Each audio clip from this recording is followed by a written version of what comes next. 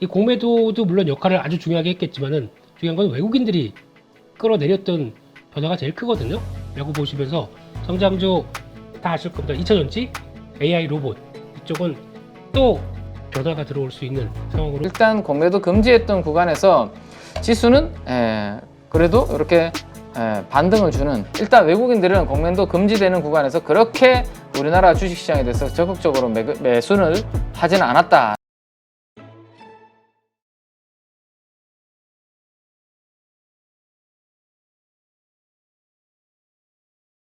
일단 어떻게 보세요? 근데 일단 앞에 김대중 대표는 일단 많은 개인 투자자들이 생각하고 있는 어떤 그 급등할 수 있다라는 어떤 이 분위기, 요거는 좀 우리가 자제를 하자, 이런 이야기 뉘앙스를 하셨는데 왜 자제를 합니까?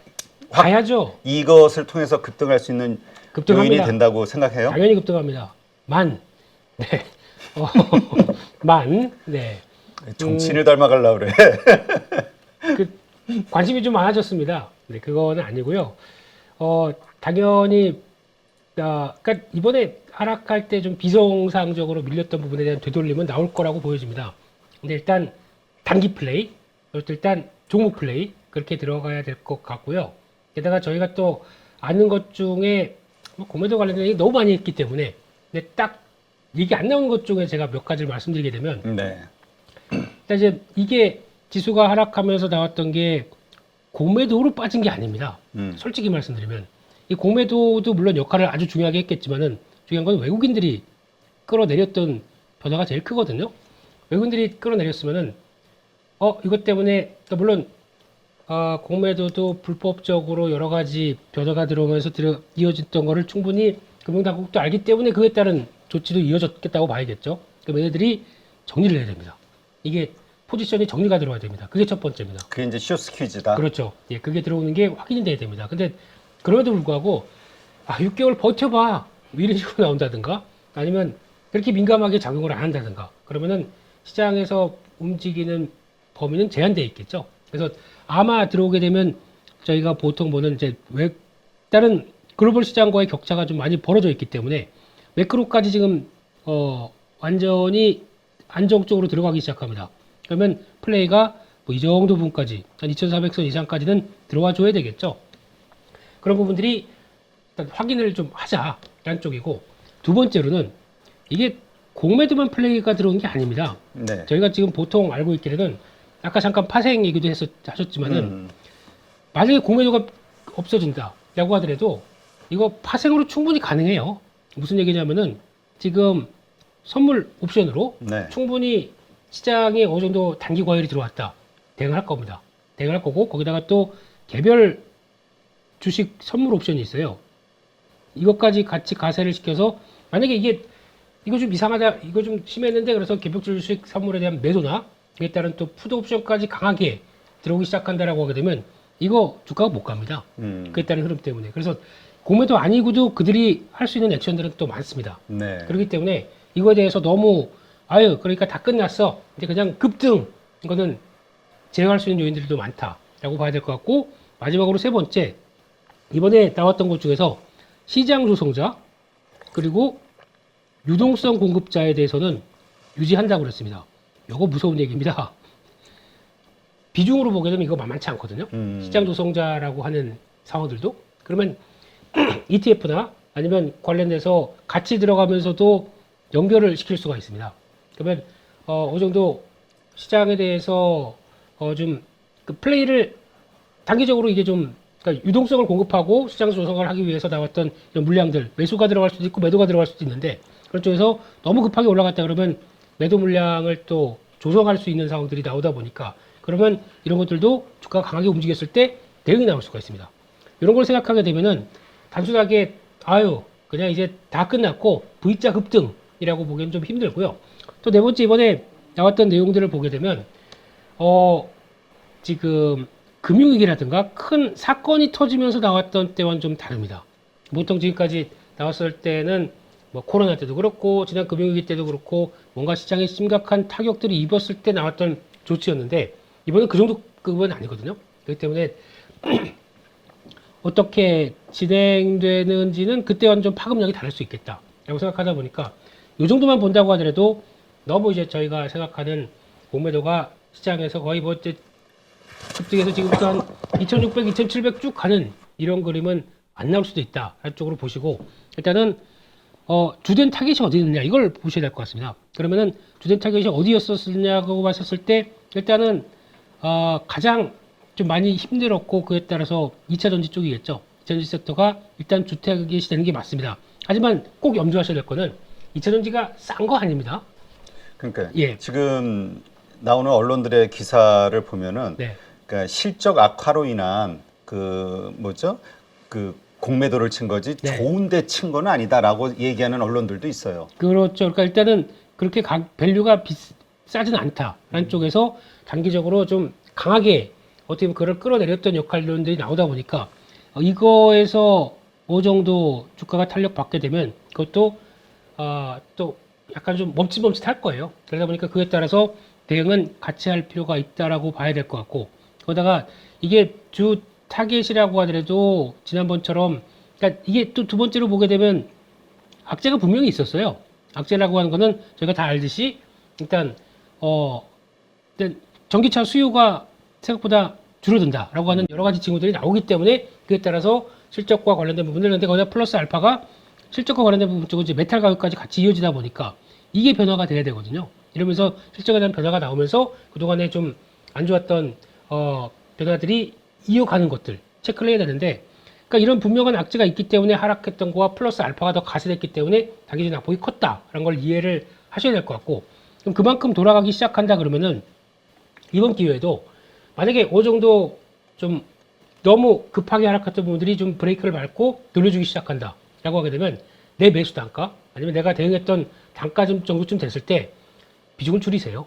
어차피 이거는 고밸류를 만든 종목들에 대해서 그냥 앞으로 25년, 27년 이 정도만 보고 그냥 쭉 가기는 어렵습니다. 네. 트레이딩이 좀 필요합니다. 그렇기 때문에 어느 정도 회복했다 그러면 좀 정리됐다가 다시 흔들릴 때를 노린다라고 하는 이런 액션들이 좀 필요하다고 봐야 될 것 같습니다. 그냥 여기서부터 보유로 지금 대응을 해서 크게 성과를 낼 만한 쪽보다는 어느 정도 움직임도 좀 필요하다. 이번에 좀 당했지 않습니까? 한번 악재 비슷한 것만 나온다고 하더라도 우르르 무너질 수 있는 환경이라는 거 충분히 알았기 때문에 그에 따라서는 액션들을 같이 필요해서 대응해주자. 반 정도는 갖고 있다고 하더라도 반은 충분히 시장 따라서 왔다 갔다 해줘야 된다라고 보는 게 이런 고밸류를 받는 종목 성장주에 대한 흐름들 이렇게 보셔야 될 것 같고 그러니까 네. 지금 여기에서 그 우리가 좀 정리를 해야 될 게 네. 많은 분들이 다시 정고점 혹은 그 이상을 향해서 달려갈 거라고 생각하시는 분들이 많다는 거. 근데 네. 그러진 않다. 네. 이렇게 정리하면 되겠죠. 네. 아니 그 기대를 하시는 분들이 많아서. 네.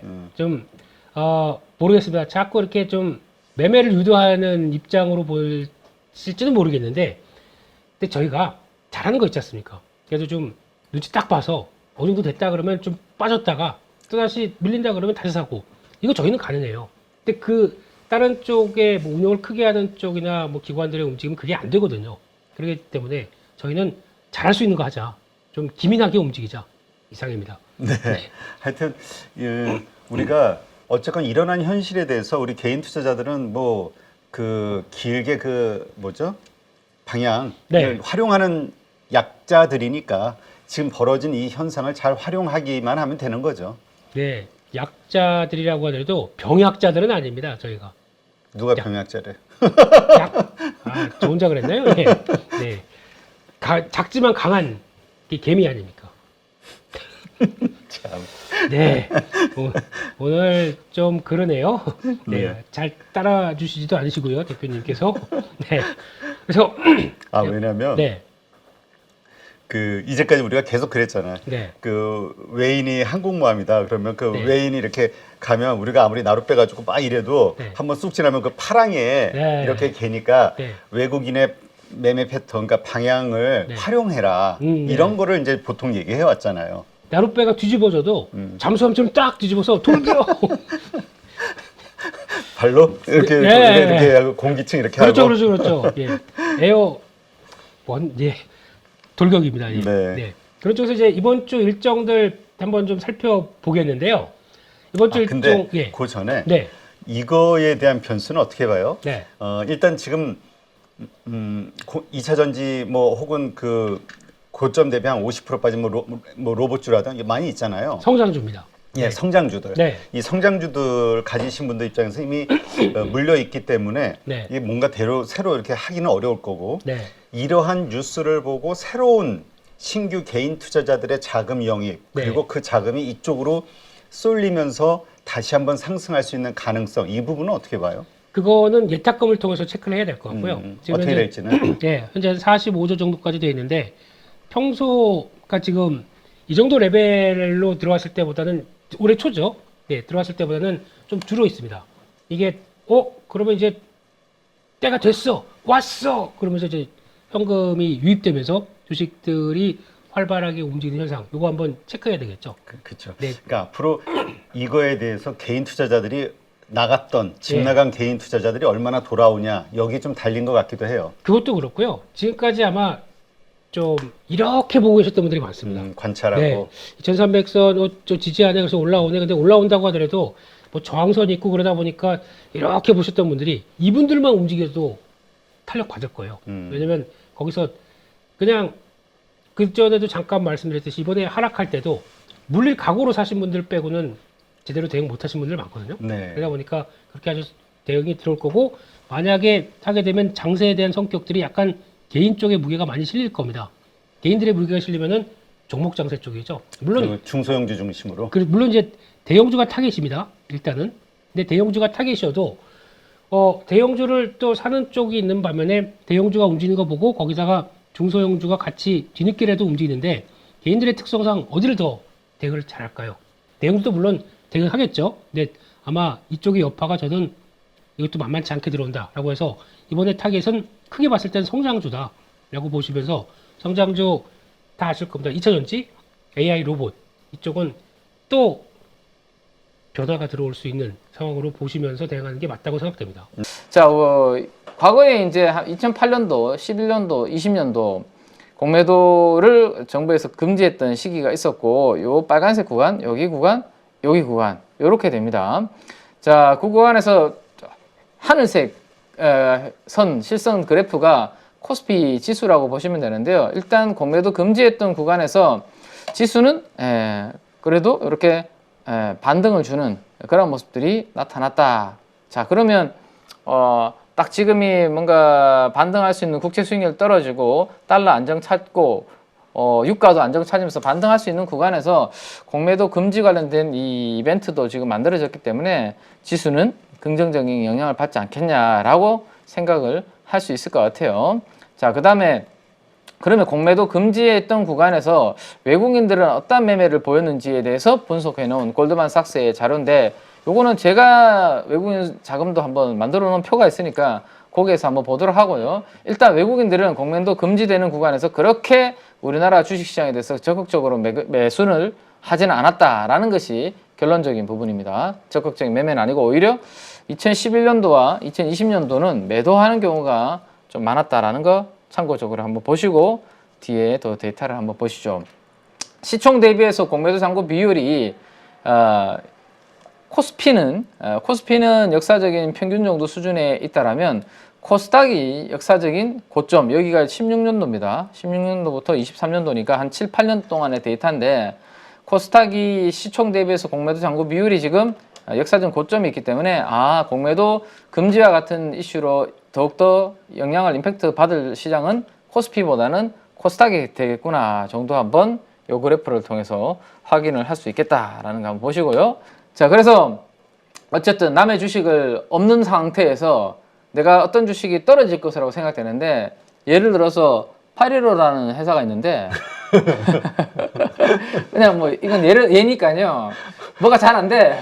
우리 공매도 치면은 망할 텐데. 그러니까 그러면 되게 자신감 있는 그건데 어쨌든 뭔가 조금 잘 안 될 것 같은데라는 생각하는 사람들이 이 주식을 안 가지고 있으면 어쨌든 팔려고 하면 주식을 가지고 있어야 되잖아요. 네. 그래서 이제 이 주식을 이제 빌려오게 되는 거죠. 815라는 주식을 빌려오게 되고 그 빌려오는 대신에 뭘 주죠? 수수료도 주고 그다음에 뭐 이자도 줘야 되잖아요. 그죠? 네. 그렇게 해서 이제 하는 매매가 우리가 이제 공매도인데 언젠가는 이거 뭐 기간이 정해져 있고 아니면 만약에 진짜 이제 뭐 10,000원 정도의 815 주식을 이제 빌려와서 팔았는데 한 8,000원까지 떨어졌어.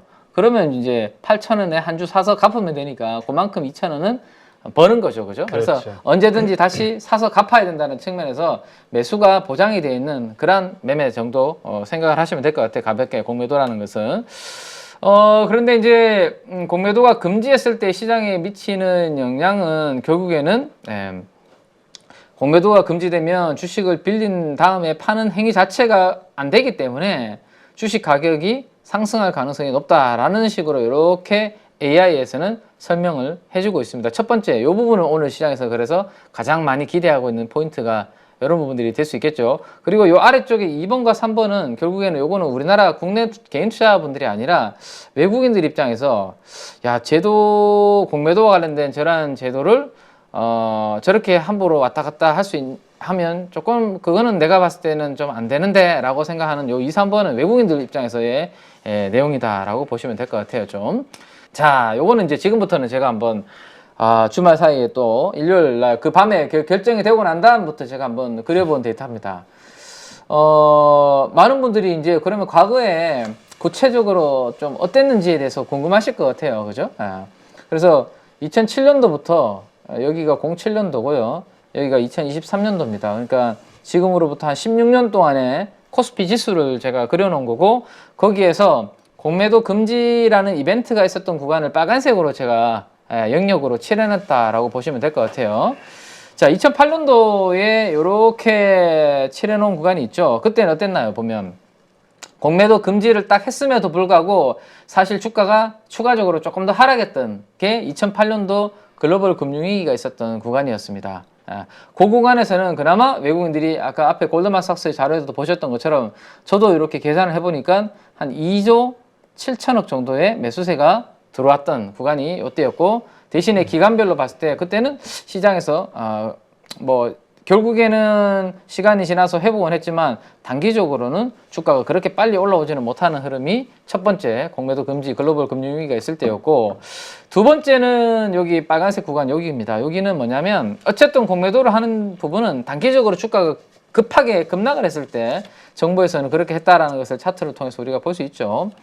자, 이때 2011년도에는 굵직한 이슈가 두 가지 정도가 있었습니다. 유럽의 재정위기라는 게 있었고 그 다음에 뭐 미국의 신용등급 강등 관련된 이러한 부분들도 있었는데 그때 흐름을 보시면 한 달 동안은 주가는 3% 정도 하락을 했고 시간이 갈수록 지수는 이렇게 플러스로 돌아서는 그런 그림들이 나타났다. 그리고 외국인들은 역시 매도였다라는 거. 그 기간 안에서 매도였다.